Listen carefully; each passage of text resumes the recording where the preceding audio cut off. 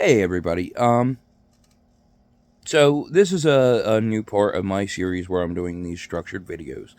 And I would like to start a series of here's something that I cannot understand. I want your help. Anyone who's watching these videos, I would love to hear commentary. I would love to have a discussion. Because there are some things that I just cannot wrap my head around. And I sit around and do a lot of thinking.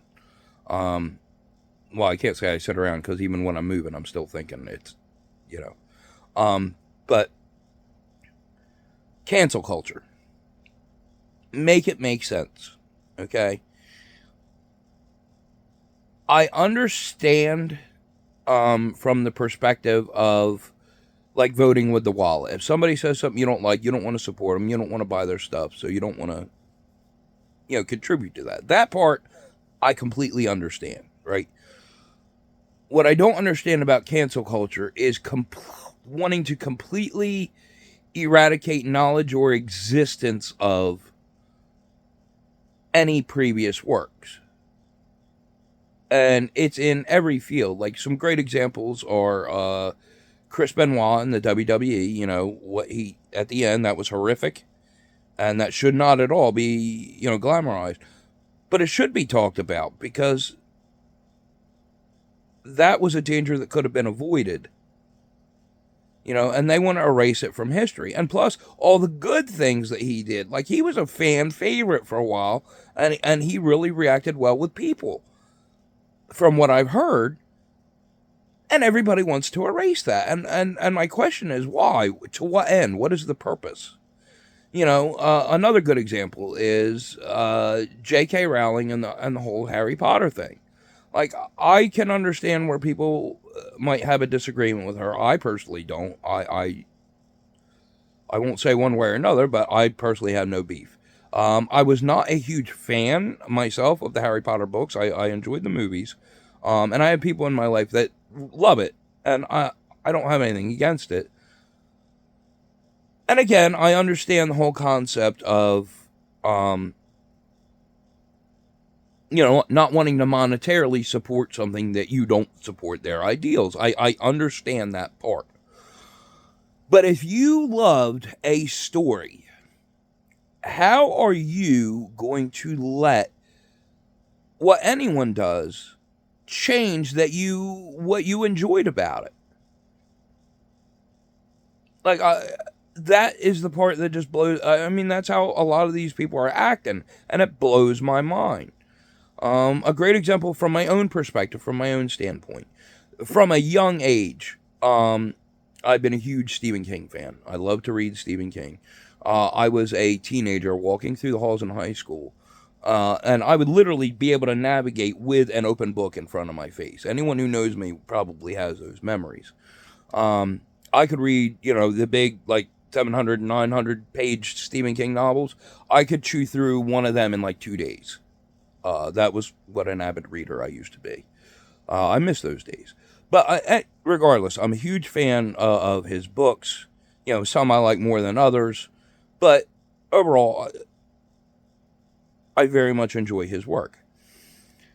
I respect a lot of the causes. Like, he is definitely active. He is one of those. This is what I'm begging people to do, is take your voice and use it to shape your reality for the better. And he absolutely does that. He is definitely one with his fans. And, I don't agree with everything that he puts out there. I don't need to. I enjoy what he is good at. I felt, honestly, if we'll be honest, and I'm sure nobody cares because it doesn't affect anybody, least of all him. But, in reality, I was slightly embarrassed with the whole Marvel thing. Like, I'm a huge Stephen King fan, and here he comes out telling everybody, oh, don't be a dick, go support this. And then you hear, well, I don't care for them anyway. And the whole point that I was embarrassed is, why, speak on what you are passionate about, right? But don't put on this persona just for the brownie points, the social justice points, for the tick scale. That irks me to no end. It makes things seem so insincere.